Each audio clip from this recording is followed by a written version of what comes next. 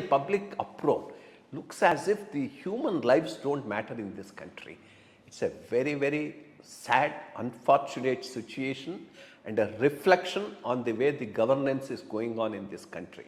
We can claim we will be number 3, number 4 as an economy. We have done that, but if you can't supply proper medicine to the children in this country, what type of a governance is this, and what type of a ranking that this government should get? It's a very, very pitiable situation, and I don't know when, how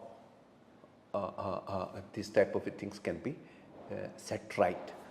I read in a newspaper that fellows who did such things